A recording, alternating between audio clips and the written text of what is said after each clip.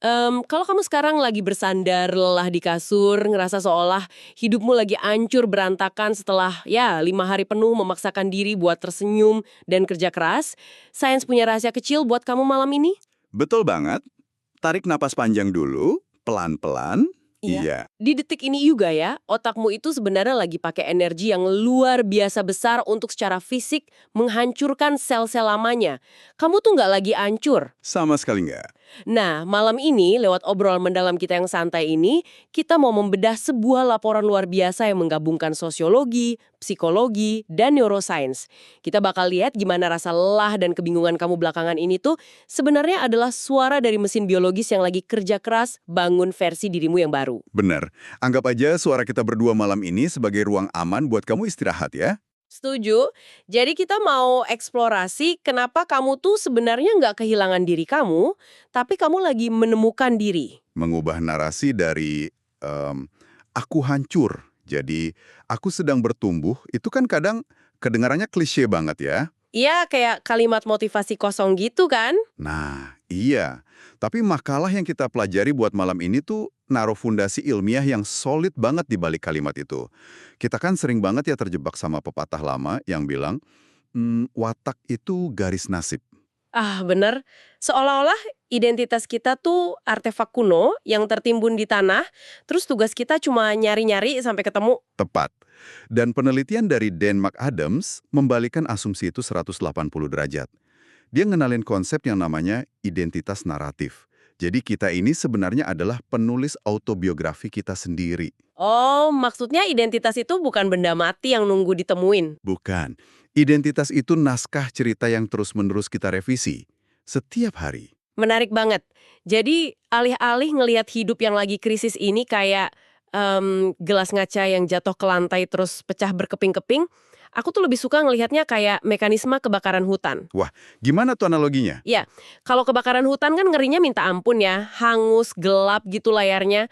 Tapi secara biologis, api yang ngebakar hutan tua itu adalah satu-satunya cara buat memecah cangkang biji pohon tertentu yang selama ini terkunci rapat di dalam tanah. Ah, iya. Kalau hutan yang lama nggak hancur, benih baru itu nggak bakal dipaksa buat tumbuh ya? Betul banget. Tapi, mari kita jujur aja ya malam ini.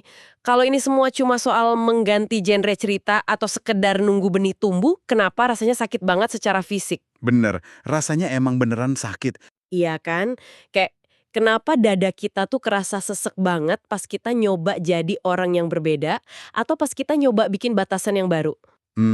Rasa sesek di dada itu ada nama ilmiahnya disonansi kognitif. Disonansi kognitif. Iya, tapi mari kita bedah mekanismenya aja biar nggak pusing sama istilah medisnya.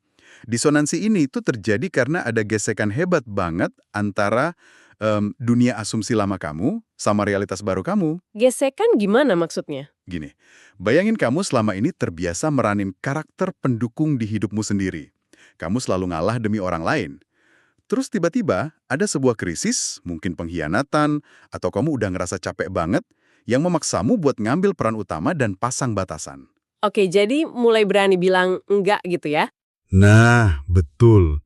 Sistem saraf kamu yang bertahun-tahun udah jalan di mode menghindari konflik, tiba-tiba dapat instruksi baru yang kerasa asing banget.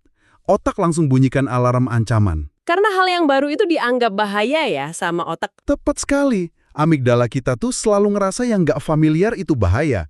Jadi, rasa nggak nyaman, rasa sesak di dada yang kamu rasain belakangan ini, itu bukan tanda kalau kamu salah jalan. Wow. Jadi itu apa dong? Itu cuma bunyi mesin dari sistem operasi lamamu yang lagi dipaksa buat memproses kode program yang benar-benar baru. Ah, aku paham. Ini tuh persis kayak waktu smartphone kita lagi update sistem operasi. Iya, gimana rasanya kalau lagi update? Layarnya kan tiba-tiba gelap total tuh, nggak responsif sama sekali.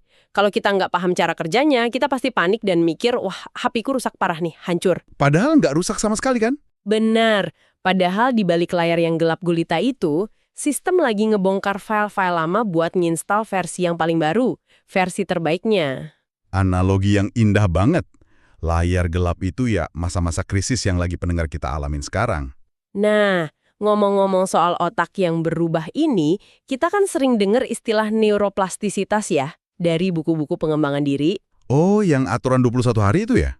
Nah itu, kita dijejali aturan klise kalau otak itu lentur, tapi butuh waktu 21 hari, atau malah berbulan-bulan repetisi tanpa henti buat bisa ngebentuk satu kebiasaan baru. Itu bisa bikin putus asa sih. Banget. Jujur aja nih, buat pendengar kita yang malam ini energinya udah bener-bener habis terkuras, disuruh ngebayangin harus ngulang rutinitas baru tiap hari selama berbulan-bulan, itu jatuhnya malah kayak siksaan baru, bukan solusi. Syukurlah, sains nggak berhenti di aturan 21 hari yang kaku itu. Oh ya, Ada temuan baru, ada? dan ini dibahas dalam banget di makalah kita malam ini. Namanya Behavioral Timescale Synaptic Plasticity, atau disingkat BTSP. BTSP, oke. Apa tuh artinya buat kita yang lagi capek ini? Ini adalah kabar paling melegakan buat siapa aja yang ngerasa udah ngebuang terlalu banyak waktu di masa lalu. Temuan ini ngebuktiin kalau hipokampus itu pusat memori dan navigasi di otak kita ya. Ternyata punya kemampuan buat secara harfiah merombak jalur saraf secara permanen. Dan ini nggak butuh waktu berbulan-bulan. Enggak, perombakan permanen ini bisa terjadi cuma dari satu aja, pengalaman tunggal. Tunggu sebentar. Ide bahwa satu momen bisa langsung ngubah struktur fisik otak itu, jujur kedengarannya agak kayak sihir motivasi abal-abal ya. Ya paham kok kalau kedengarannya terlalu muluk-muluk. Maksudku kalau satu malam yang penuh gejolak emosi bisa permanen nulis ulang hipokampus, bukankah kita semua bakal langsung sembuh dari trauma atau lepas dari kebiasaan buruk cuma gara-gara ya nangis abis nonton film sedih gitu? Pertanyaan yang bagus banget. Apa bedanya BTSP sama emosi sesaat? Jawabannya ada di koktail kimiawi di dalam otakmu. Koktail kimiawi? Iya, kalau kamu cuma nangis karena film sedih, itu kan empati superficial aja. Tapi pas kamu ngalamin apa yang ilmuwan sebut sebagai pertumbuhan pasca trauma, sebuah titik balik nyata di mana hidupmu kerasa hancur dan kamu bikin keputusan radikal dari dasar jurang terdalam, itu otakmu bakal ngelepasin kombinasi kimiawi yang sangat unik. Apa aja tuh isinya? Ada dopamin, noradrenalin, sama satu protein penting yang namanya Brain-Derived Neurotrophic Factor, atau BDNF. Oke, jadi campuran kimiawi ini yang bikin beda ya. Terus apa efeknya? Koktail kimiawi ini kerjanya persis kayak tombol save berkecepatan super tinggi di komputer. Dia mengunci penghalangan emosional itu, ngelewatin proses pelan yang biasanya butuh berbulan-bulan tadi, dan seketika mencetak-cetak biru yang baru di otakmu. Wow, seketika. Iya, tapi tentu aja, cetak biru yang baru ini ibarat jalan tanah. Dia masih harus diaspal biar mulus buat dilewatin tiap hari. Proses pengaspalan ini yang kita sebut mielinisasi. Mielinisasi? Oke, jadi ibaratnya kita habis buka jalan tanah baru di tengah hutan tebal, dan supaya mobil kehidupan kita bisa melaju kencang tanpa hambatan, jalan tanah itu harus dilapisi aspal yang tebal banget kan? Analogi yang sangat tepat, dan titik di mana jalan itu udah teraspal sempurna, itu yang dinamain ambang identitas. Ambang identitas berarti itu titik di mana jadi versi diri kita yang baru dan lebih sehat itu nggak lagi kerasa kayak mendaki gunung pakai beban ya? Bener. Malah jadinya kayak jalan otomatis aja di jalan tol. Nggak butuh mikir keras lagi. Wah, lega banget dengernya. Berarti satu momen sadar itu penting banget buat ngebuka jalan awalnya. Tapi kira-kira ada batas umurnya nggak sih buat otak kita bisa bikin jalan tol baru ini? Nah, ini data yang paling luar biasa dari laporan tersebut. Sama sekali nggak ada tanggal kedaluarsanya. Otak kita tuh suportif banget sampai kapanpun. Masa sih? Sampai tua pun bisa? Makalah ini bahkan nyantumin satu anomali statistik yang indah banget kisahnya. Gladys Burrill. Siapa itu? Beliau ini seorang perempuan yang secara harfiah merombak struktur mielin di otaknya buat jadi seorang pelari maraton. Oh, wow, pelari maraton. Umur berapa beliau pas mulai? Beliau ngelakuin penulisan ulang identitas fisiknya ini bukan di usia 20-an atau 30-an, tapi di usia 92 tahun. 92 tahun, astaga. Iya, secara biologis, hipokampusnya di usia segitu tuh masih mampu merespons instruksi baru dan ngebangun identitas fisik yang benar-benar beda dari 9 dekade hidupnya sebelumnya. 92 tahun dan otaknya masih ngaspal jalan baru ya? Merinding aku dengarnya. Sangat ngasih harapan kan? Banget, tapi ini bikin aku mikir deh. Kalau otak kita sebegitu sportifnya sama perubahan, dari tingkat kimiawi sampai strukturnya, kenapa realitas sehari-hari kita tuh ngerasa berat banget? Nah, itu dia. Iya kan? Kayak seolah-olah pas kita udah siap banget melaju di jalan tol, tiba-tiba ada segerombolan polisi lalu lintas yang terus-terusan maksa kita buat putar balik ke jalanan tanah yang penuh lumpur tadi. Kenapa kita selalu ngerasa tertahan sama lingkungan? Jawabannya sederhana, tapi kompleks aplikasinya.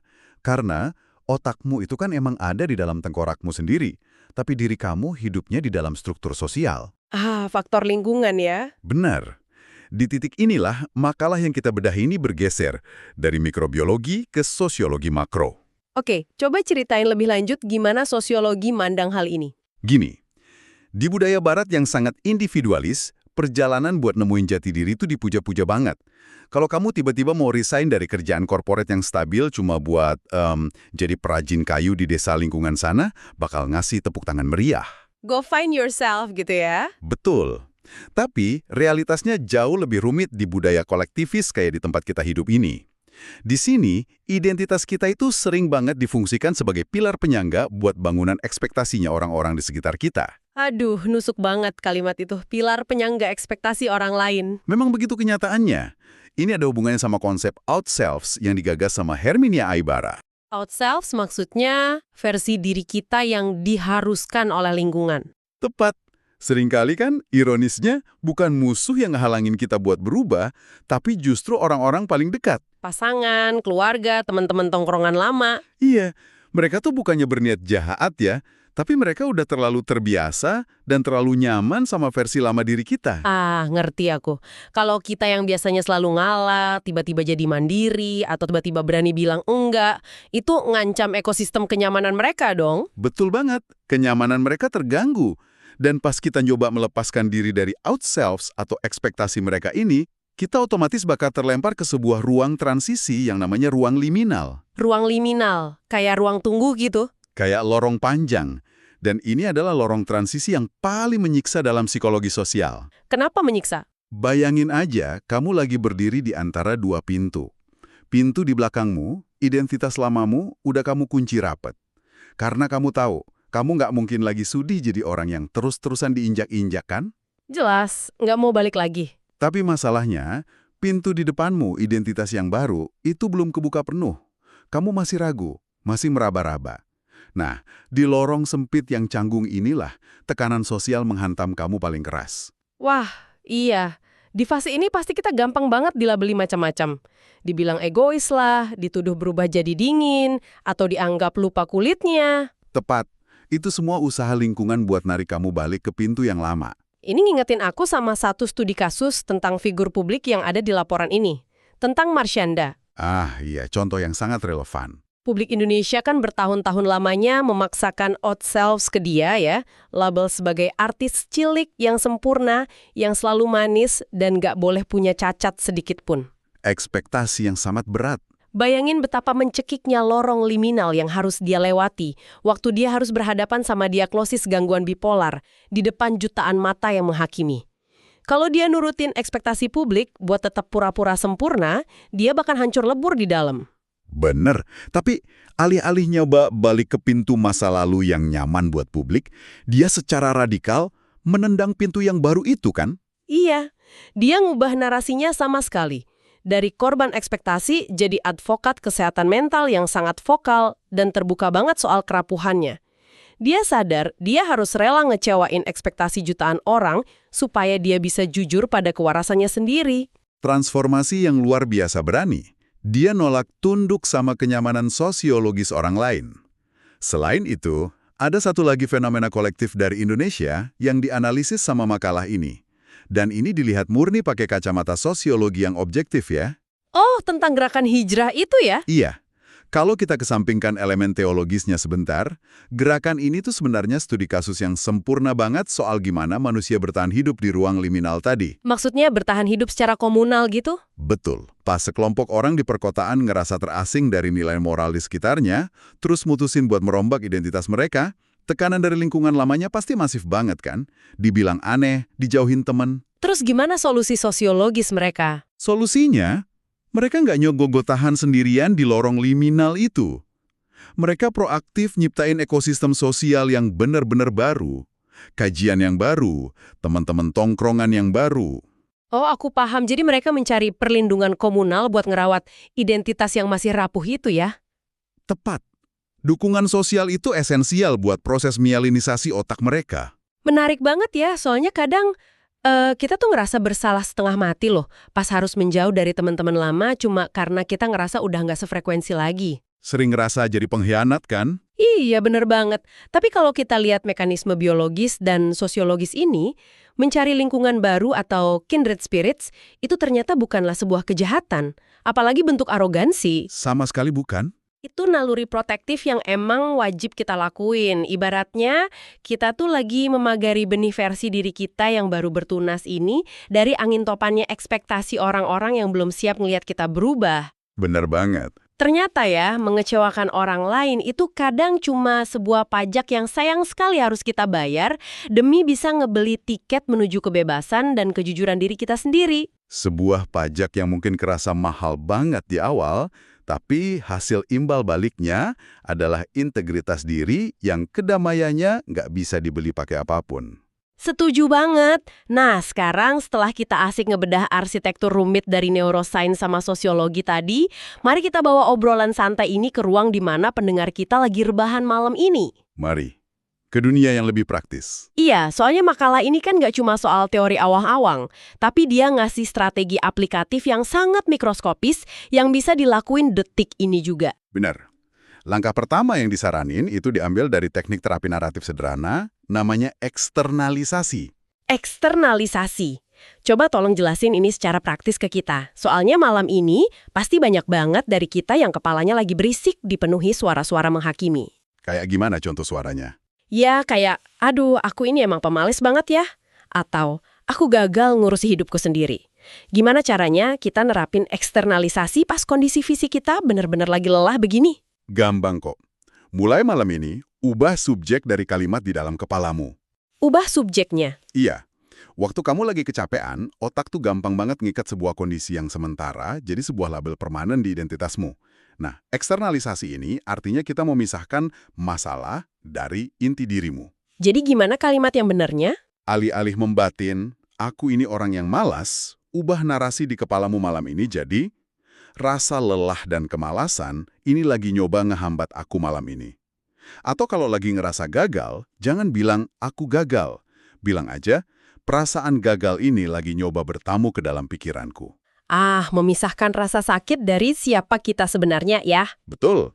Kamu bukan masalahmu. Itu seketika langsung ngangkat beban bertonton dari dada loh. Kita nggak lagi mengidentifikasi diri sebagai si kegagalan itu, kita cuma lagi mengamatinya aja. Tepat.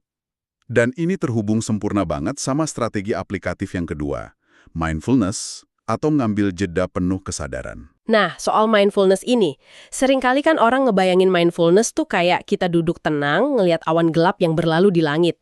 Tapi aku punya analogi yang lebih relatable nih buat zaman sekarang. Boleh, gimana tuh? Aku lebih suka ngeanalogikannya kayak pop-up ads, tahu kan? Iklan-iklan mengganggu yang tiba-tiba muncul di layar browser kita pas lagi asyik ngenet. Wah, iya, ngerti. Jadi saat pikiran kayak, kamu nggak bakal pernah bisa berubah, tiba-tiba muncul di kepalamu malam ini, jangan pernah berdebat sama pikiran itu. Jangan malah marah sama otakmu sendiri karena udah ngeluarin pikiran seburuk itu. Betul, jangan dilawan pakai emosi. Sadari aja, kalau pikiran itu cuma iklan otomatis. Iklan sisa-sisa algoritma dari sistem operasimu yang lama. Kamu nggak perlu ngeklik iklannya kan? Kamu cuma perlu membiarkannya sebentar terus tenang aja nekan tombol close di ujung layarnya. Analogi pop-up ads itu presisi banget sih. Karena itu nekenin banget kalau pikiran buruk tuh cuma sistem otomatis, bukan mencerminkan realitas kamu yang sebenarnya. Benar. Terus, buat besok pagi gimana? Kan kita butuh bekal juga. Nah, buat langkah ketiga, kita bersiap untuk esok pagi. Kita pinjam prinsip kebiasaan berbasis identitas dari James Clear. James Clear, penulis Atomic Habits ya? Dia. Kesalahan terbesar orang yang lagi ngalamin krisis hidup itu adalah, pas bangun tidur, mereka nyoba menaklukkan dunia dalam satu hari aja, cuma buat ngebuktiin ke diri sendiri kalau mereka udah berubah. Langsung bikin to-do list sepanjang jalan kenangan gitu ya? Iya, besok pagi, tolong jangan bikin daftar panjang yang membebani. Lakukan satu aja, tindakan super mikroskopis. Contohnya? Lipat satu ujung selimutmu pas bangun. Cuma itu. Atau, minum segelas air putih sampai habis. Aku paham. Dan ingat ya buat kamu yang dengerin ini, melipat selimut besok pagi itu bukanlah tentang beres-beres kamar. Betul, esensinya bukan di kebersihan. Jangan ngelihat itu sebagai tugas domestik yang bikin capek. Anggap tindakan melipat ujung selimut itu sebagai surat suara. Surat suara. Iya, sebuah fade fisik yang lagi kamu masukin perlahan ke dalam kotak suara di otakmu yang pesimis itu. Lewat selimut itu, kamu lagi ngasih bukti nyata ke hipokampusmu. Lihat, aku bisa mengontrol hal sekecil ini. Buktinya, aku adalah orang yang punya kendali atas hidupku sendiri. Indah sekali pendekatannya. Setiap hari, kumpulin aja suara-suara kecil ini pelan-pelan. Sampai akhirnya, otak lamamu kalah telak dalam pemilihan umum identitas ini. Benar, cuma butuh menang voting satu persatu tiap hari. Nah, sebelum kita nutup obrolan kita malam ini, ada satu lagi kan catatan medis krusial dari makalah ini yang harus banget didengerin saat ini juga. Oh iya, ini sangat penting. Ini berkaitan sama kondisi kelelahan identitas. Apa tuh maksudnya? Tadi kan kita udah sepakat ya, kalau proses transformasi ini butuh pembongkaran jalur saraf lama dan pengaspalan mielin yang baru. Iya, butuh kerja keras dari otaknya. Nah, semua proses konstruksi berat di dalam kepala kamu itu butuh glukosa dan ngenyedot energi fisik yang luar biasa besar. Sistem sarafmu tuh bener-bener nggak punya kapasitas buat ngebangun jembatan identitas baru ini kalau dia terus-terusan berada di mode bertahan hidup akibat kurang tidur dan kurang nutrisi. Jadi buat kamu yang dari tadi mungkin ngerasa guilty atau ngerasa kayak pecundang gara-gara malam ini kamu cuma pengen rebahan, nggak ngapa-ngapain, dan mematikan semua notifikasi ponselmu. Sains baru aja ngasih kamu surat izin resmi malam ini. Bener banget, tidur nyenyak yang bakal kamu lakuin habis ini, itu sama sekali bukan bentuk kemalasan. Secara evolusioner dan biologis, memejamkan mata dan beristirahat total malam ini adalah pekerjaan paling aktif dan paling penting yang bisa kamu lakuin buat mastiin proses update sistem di kepalamu jalan dengan lancar. Tidurmu malam ini adalah fondasi paling penting buat kekuatanmu besok pagi. Nah, sebagai penutup dari eksplorasi santai kita malam ini, sadarilah kalau identitas itu bukanlah sebuah kata benda. Bukan sesuatu yang statis ya? Bukan, dia bukan tugu batu yang diam kaku di tengah kota. Identitas adalah sebuah kata kerja yang terus bergerak. Kamu tuh nggak lagi nyari kepingan dirimu yang retak atau hilang. Kamu lagi menciptakannya setiap hari. Ya, rasa kehilangan arah, gesekan yang canggung sama ekspektasi orang-orang terdekat, dan rasa lelah yang menggunung di dada kamu di akhir minggu ini, itu semua hanyalah proses melapangkan ruang di dalam pikiranmu. Proses bersih-bersih ruang. Betul. Kamu lagi pelan-pelan nyingkirin kerabot-perabot masa lalu yang emang udah nggak relevan lagi buat kamu. Supaya apa? Supaya versi dirimu yang jauh lebih tangguh punya tempat yang nyaman buat masuk dan menetap selamanya.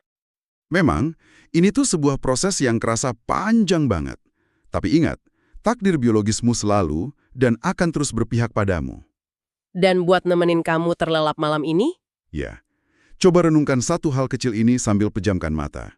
Kalau ilmu pengetahuan aja udah ngebuktiin bahwa cuma satu pengalaman emosional yang bermakna bisa mengaktifkan koktail kimiawi yang merombak struktur otakmu secara permanen.